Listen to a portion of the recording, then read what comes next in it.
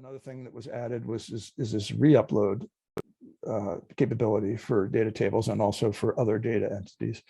The idea here is that if I, a moment ago, I just uploaded a data table to get its metadata, but then I may later on add some data, correct some data, change some column header names, that kind of thing.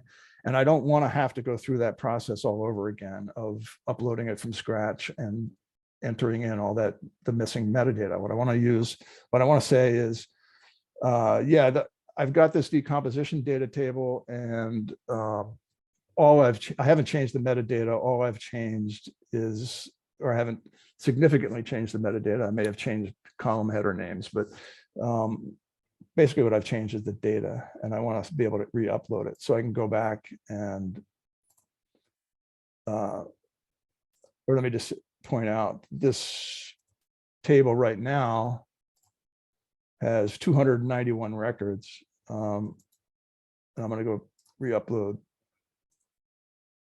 a version that has a few more rows.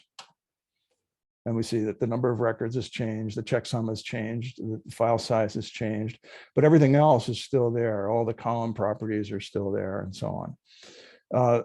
And this is important because when you go to submit your data package, you won't be submitting just the metadata, you'll be submitting the associated data as well.